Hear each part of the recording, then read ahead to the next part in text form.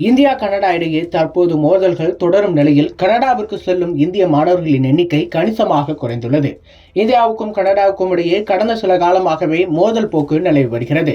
கனடாவில் இருந்த காலிஸ்தான் பயங்கரவாதி ஹர்தீப் சிங் என்பவர் கடந்த ஆண்டு கொலை செய்யப்பட்டார். வீட்டு வாசலில் வைத்து அவரை சிலர் சரமாரியாக சுட்டுக் கொன்றனர். அவரது கொலைக்கு பின்னணியில் இந்தியா இருப்பதாக கனடா நாடாளுமன்றத்தில் அந்நாட்டு பிரதமர் ஜஸ்டின் ட்ரூடோ சொன்னதே இந்த பிரச்சனைக்கு முக்கிய காரணமாகும். அதன் பிறகு இரு நாடுகளும் தூதர்களை திரும்பப் பெறுவது தொடங்கி மாறி மாறி பல நடவடிக்கைகளை எடுத்தன.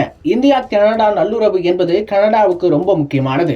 ஏனென்றால் வெளிநாட்டு மாணவர்கள் மூலம் கனடாவுக்கு கணிசமான அந்நிய செலவாணி கிடைக்கிறது. அப்படி வரும் வெளிநாட்டு மாணவர்களில் இந்தியர்கள் தான் அதிகம். இதன் காரணமாகவே கனடா நாட்டைச் சேர்ந்தவர்கள் விசா பெற இந்தியா தடை விதித்த போதிலும் கனடா அதுபோல எடுக்கவில்லை. அந்த அளவுக்கு இந்திய மாணவர்கள் கனடா பொருளாதாரத்திற்கு முக்கியம். இதற்கிடையே இந்த சம்பவத்திற்கு பிறகு கனடாவில் படிக்க விரும்பும் இந்திய மாணவர்களின் எண்ணிக்கை கணிசமாக குறைந்துள்ளது.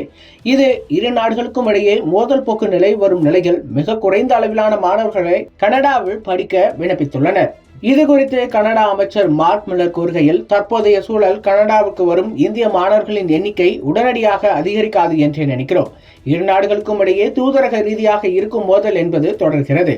இதனால் இந்தியாவிலிருந்து வரும் விண்ணப்பங்கள் குறைந்துள்ளன. இரு நாடுகளுக்கும் இடையேயான உறவு வரும் காலத்தில் எப்படி செல்லும் என்பதை என்னால் இப்போது சொல்ல முடியாது. அதிலும் போலீஸ் விசாரணை தொடர்ந்து நடக்கும் நிலையில் என்ன வேண்டுமானாலும் நடக்கலாம். தற்போதைய சூழலில் இந்த பிரச்சனைக்கு எனக்கு ஒளி எதுவும் தெரியவில்லை என்றும் குறிப்பிட்டிருக்கிறார்.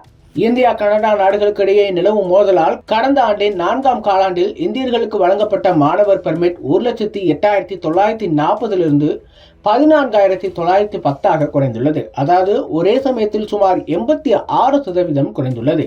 கனடாவுக்கு செல்லும் இந்திய மாணவர்களின் எண்ணிக்கை சமீப ஆண்டுகளில் தொடர்ந்து அதிகரித்தே வந்தது. கடந்த 2022 மட்டும் சுமார் 2.2 லட்சம் இந்திய மாணவர்கள் கனடாவுக்கு சென்றனர். இதன் மூலம் கனடாவிற்கு ஆண்டுதோறும் சுமார் $16.4 பில்லியன், அதாவது இந்திய மதிப்பில் 133 கோடி ரூபாய் வருமானம் ஈட்டுவதும் குறிப்பிடத்தக்கது.